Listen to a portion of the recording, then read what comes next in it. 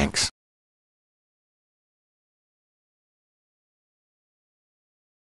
The envelope from Mosley is a plain manila one. It feels pretty light. Gabriel opens the manila envelope and finds 2 photographs. The photograph of Mosley was apparently taken upon his graduation from the police academy. He had hair then.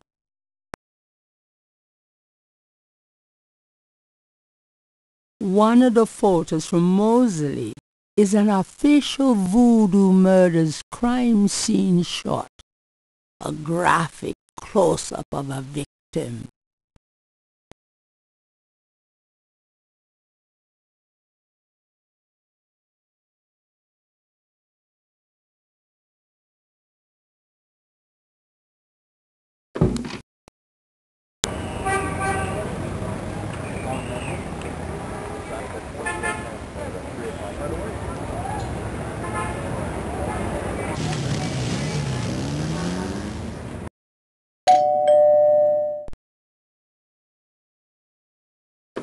Gabriel, I'm so glad you stopped by. Sorry it's been a while, Grandma. Not at all. Give us a kiss. Now come and sit down. Tell me how you're doing. Can we talk, Gran? Of course, my boy. How can I help? Tell me about yourself. Me? Oh, surely you have something more interesting to talk about. Oh, come on, Gran. All right, dear. What do you want to hear? How you feeling these days? Fit as a fiddle, and don't you worry your head about it. What do you do all day? You know how I love to knit and work in my garden. I also take long walks. It's the only way to keep an old body like mine from stiffening up. You're not old. Oh, don't be foolish. I'm older than the hills.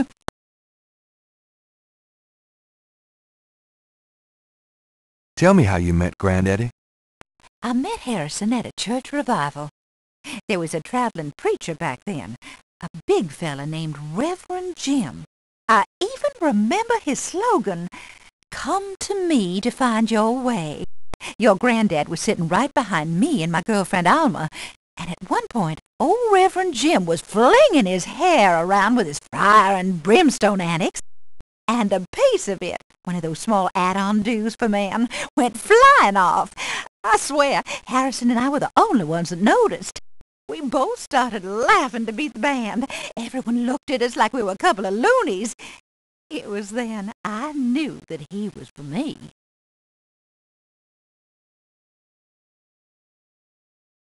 Tell me about before you met Granddaddy. Well, you know I was born Rebecca Wright. My daddy owned a lot of land outside of town. We grew peas, corn, cotton, all kinds of things.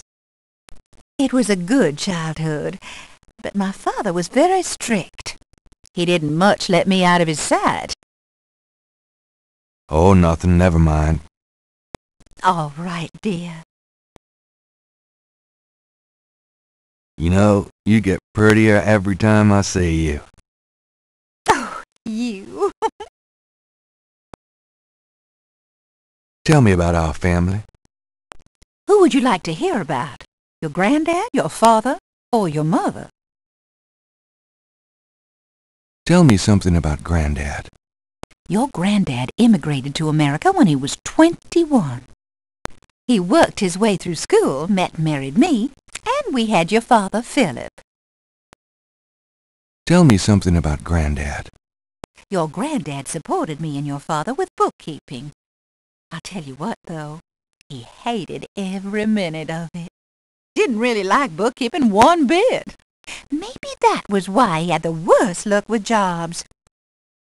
The nights he'd come home afraid to tell me he'd lost another. And I would tell him. It didn't matter to me. But he felt ashamed, Gabriel. Tell me something about Granddad. Harrison was only 36 when he died. Your father was 8 years old at the time.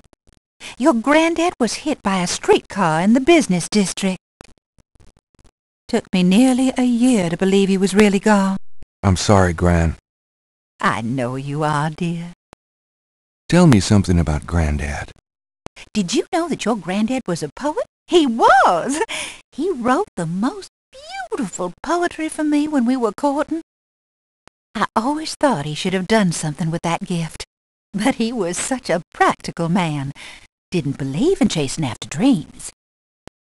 Tell me something about Granddad. I don't know what else to tell you, dear. Tell me about my father. Your father was my only child.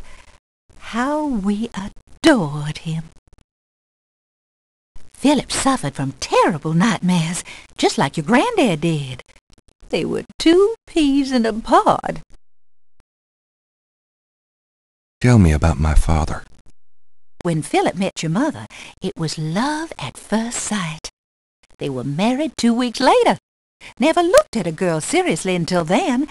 And he looked at plenty. You have your father's way with women, Gabriel. And your granddad's. Tell me about my father. I wanted to just lay down and die when he and your mother were killed in that car crash when you were only 8. It was the thought of taking care of you that kept me going, Gabriel. The police say your father swerved off the road after being frightened by something. Perhaps a deer in the road or a wild cat. Tell me about my father. Your granddad wanted Philip to have a normal life. He was obsessed by that thought. He pushed Philip to go to law school. But Philip was driven to art. He painted almost in a daze. He would get so inside himself when he worked. Tell me about my father. He always hated it that it was Margaret's money that supported the 3 of you when his painting couldn't. I kept telling him, try something more cheerful, like a landscape or 2. But he couldn't do it. His work was just too dark and disturbing for the public, you know. Tell me about my father. I don't know what else to tell you. Tell me about my mother. Your mother was Margaret Templeton when your father met her. She came from a very wealthy Creole family in New Orleans. She was beautiful and reckless. She was madly in love with your father, of course, but I also think she liked defying her family. Since you're so interested in family history these days, why don't you go by St. Louis Cemetery No. 1 and visit the family tomb? It would be a sweet gesture. Maybe I will. Tell me about my mother. Your mother's family refused to give her money after the marriage. All she had left was a modest trust fund from her great-aunt, who happened to like Philip. The remainder of your mother's trust fund became yours when she died. That's what you used to open your bookshop. Tell me about my mother. The Templetons are all gone now. Every last one of them. They never wanted anything to do with us, of course. What a waste. Tell me about my mother. I don't.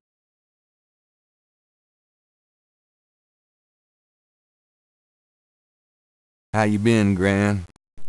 Just fine, dear.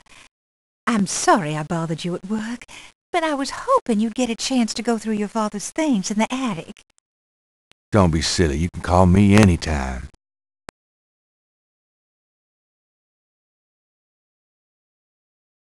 I'm going to go up to the attic, Gran. Be careful of the dust.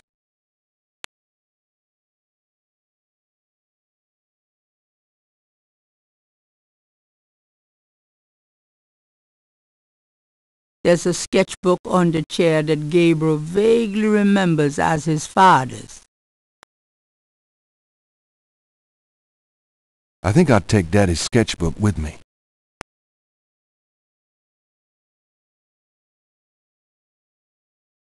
Images haunt the pages of Philip Knight's sketchbook, the way they must have haunted his mind.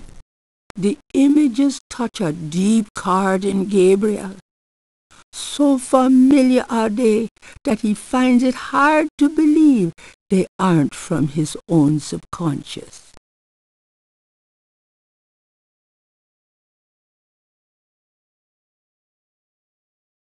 That box of knickknacks has been up there for at least 5 years. The old trunk looks like it's gone to hell and back. An elaborate mechanical clock, probably of German origin, is among the discarded treasures of the attic. It doesn't seem to be running at the moment. The lid is blocked by the clock.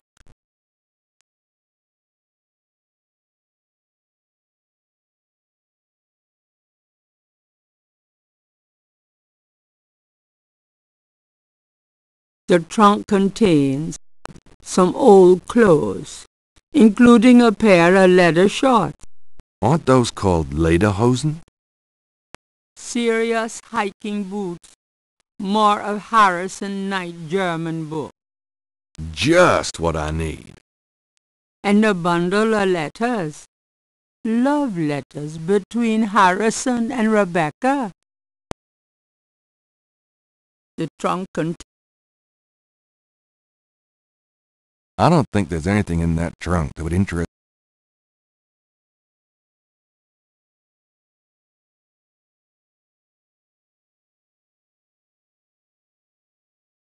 It's the minute hand. The face of the clock is hand-painted.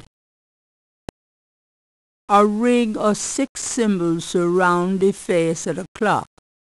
A sword, a sun, an angel, a noose, an eclipse, and a dragon.